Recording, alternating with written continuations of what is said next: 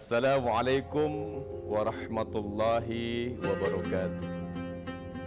Alhamdulillahi wa syukurilillah. Wassalatu wassalamu ala rasulillah Muhammad ibn Abdillah wa ala alihi wa sahbihi wa mawala wa la hawla wa la quwata illa billah. Amma ba'd. Para pemirsa yang budiman, kita senantiasa berada dalam lindungan Allah dalam suasana Ramadan yang sangat lama kita nanti-nantikan kehadirannya. Inti dari Ramadan adalah ibadah puasa. Puasa dalam bahasa Arab disebut dengan as-saum atau as-siyam, yang berarti al-imsak, menahan. Dan puasa itu sendiri kita ambil dari bahasa Sanskerta yang sama artinya, yaitu menahan. Oleh karena itu sesungguhnya esensi dan intisari dari puasa tidak lain dan tidak bukan adalah menahan diri. Itulah sesungguhnya hakikat puasa. Pertanyaannya adalah, mengapa Allah Subhanahu wa taala mensyariatkan ibadah yang sangat penting dalam agama kita ini yang berupa puasa atau as-shaum, yang intinya adalah menahan. Karena kelemahan terbesar manusia itu sesungguhnya terletak pada ketidakmampuannya dalam urusan menahan diri. Dan ini dilambangkan dalam kisah kakek moyang kita yang pertama, yaitu Nabi Adam alaihissalam, ketika ia dan istrinya bertempat tinggal di surga. Allah berfirman, wa qulna ya Adam uskun anta wa zawjukal jannata wa kula minha ragadan haitsu syi'tuma wa la taqraba hadhihi asy-syajarata fatakuna minaz zalimin. Dan kami berfirman, wahai Adam, diamilah olehmu dan istrimu surga ini, dan makanlah makanan-makanannya yang banyak lagi baik, yang manapun kamu suka. Tetapi kamu berdua jangan mendekat-dekat dengan pohon ini, karena akan menyebabkan kamu berdua termasuk orang-orang yang zalim. Jadi semua yang ada di surga telah Allah persilakan untuk dinikmati oleh Adam dan istrinya Hawa. Hanya satu yang tidak boleh. Tetapi setan pun atau iblis kemudian menggoda, merayu, dan Adam kemudian mendekat pohon terlarang itu. Akibatnya Adam diusir oleh Allah SWT dari surga secara tidak terhormat. Allah berfirman, qala ihbita minha jami'an. Allah berfirman, turunlah kamu berdua dari surga ini bersama-sama. Para pemirsa yang budiman, mengapa Adam masih melanggar larangan Allah terhadap satu batang pohon? Padahal semua yang lain telah Allah persilakan untuk dinikmatinya. Karena Adam serakah. Ia tidak puas dengan apa yang ada.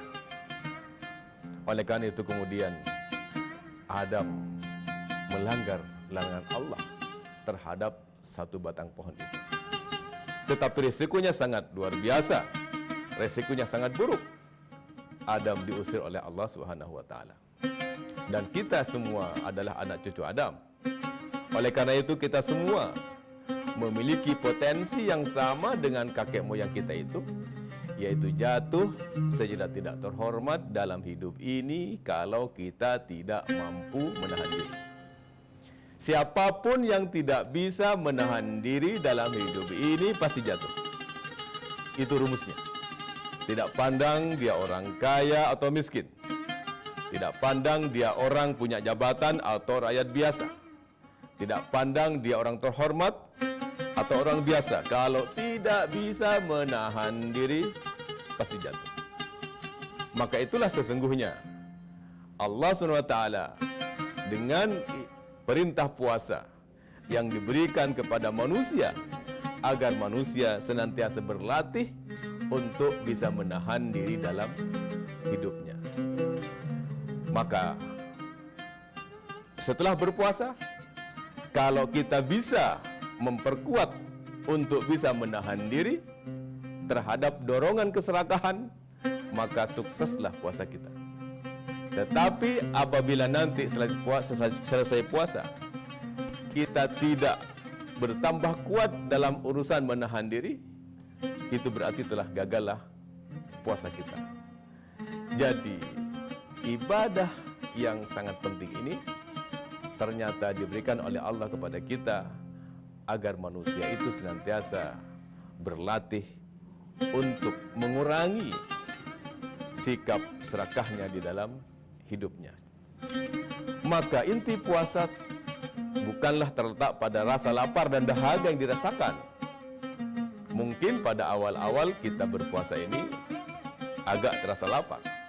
Tetapi rasa lapar itu nanti akan tidak terasa lagi ketika sudah melalui beberapa hari. Apalagi di tengah-tengah puasa Ramadan kita, apalagi nanti di akhir, rasa lapar itu tidak lagi kita rasakan. Dan itu tidaklah mengapa, karena kualitas puasa yang kita jalankan sama sekali tidak ada hubungannya dengan rasa lapar dan dahaga itu. Jangan pernah kita berpikir bahwa kalau kita semakin lapar maka akan semakin besar pahalanya. Tidak. Kalau kita semakin haus akan semakin bagus puasanya, tentu juga tidak. Karena tidak ada hubungannya antara rasa lapar itu dengan kualitas puasa kita. Bahkan Rasulullah pernah bersabda, "Kam min shaimin laisa lahu min siyamihi illa al-ju' wal 'atash." Betapa banyak orang yang berpuasa tetapi ia tidak mendapatkan apa-apa dari puasanya kecuali rasa lapar dan dahaga. Yang didapat hanyalah rasa lapar, karena dia baru berpuasa yang bentuknya semata-mata tidak makan dan tidak minum. Padahal itu bukan inti dari puasa. Itu hanyalah pintu masuk di dalam kita menjalankan ibadah puasa. Tetapi yang paling pokok adalah bagaimana kita bisa merealisasikan inti puasa yang berupa al-imsak, menahan diri. Dan itu manifestasinya akan terlihat di dalam seluruh aspek kehidupan orang yang sedang berpuasa. Ketika dia berhubungan dengan orang lain, ketika dia melakukan aktivitas-aktivitas di dalam kehidupannya, akan tercermin kekuatan untuk bisa menahan diri. Berarti kalau demikian, maka sukseslah puasa dia. Mudah-mudahan ada manfaatnya, mudah-mudahan terhindar dari segala kesia-siaan dan ketidakbergunaan, termasuk puasa yang sedang kita jalankan ini. Terima kasih. Wassalamualaikum warahmatullahi wabarakatuh.